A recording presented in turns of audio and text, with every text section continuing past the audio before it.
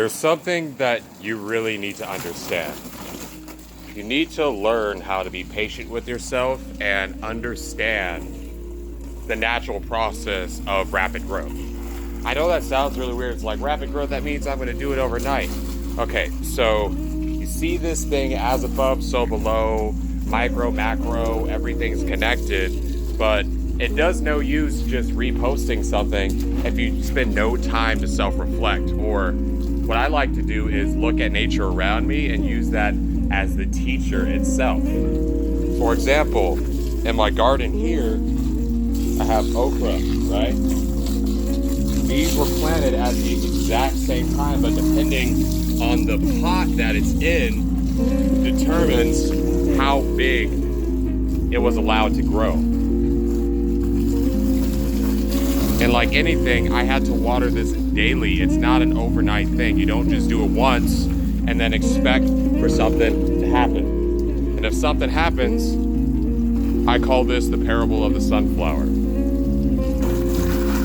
So often, especially in this age of social media and instant gratification, we like to try to get things done as fast as possible. We want to be the first to do this, the first to do that. Oh, the fastest to do this. Oh, I got this fast at 10K. I got this. I made $20,000 in a month. Yeah. All right, that's really cool and all, but what happens after that, right? Like, think about that. What does that do?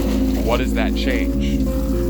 And so I want to show you 3 sunflowers that I planted in the exact same pot and what's happening, okay?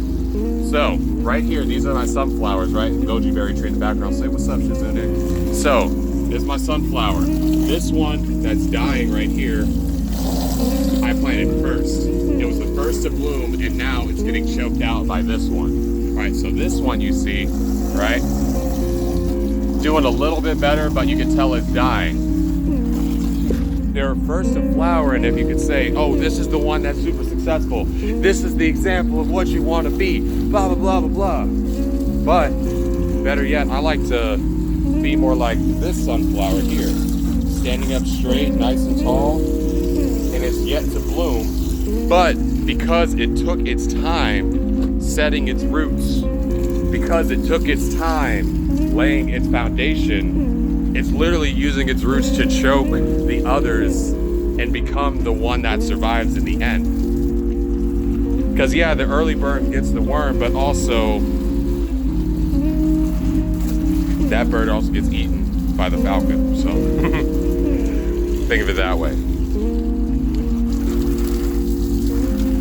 And I encourage you to grow your own food and garden. Little side tangent. If you haven't seen me as much, it's because I'm in the process of moving, like literally moving across the city. So I haven't been able to post as much because, you know, moving's important. It's a lot more important than this digital reality. Because, you know, you could think you post every day and it makes a difference, but then people binge watch stuff like in hours, so it doesn't really make a difference.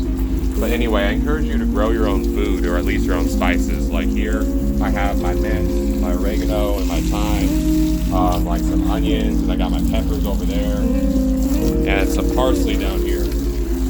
I encourage you to do it just because it's like really nice. Like, I'm not even gonna get into the entire GMO and pharma and all that stuff and like big agriculture. Like, I really don't want to. That's not the time for that right now. Like that.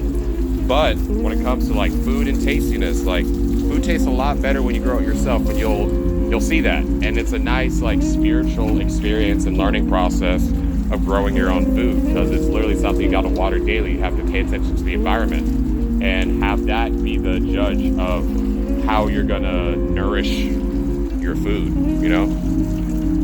And then that goes to how do you nourish yourself? That's my dog. Say hi, Tyson. That's Tyson.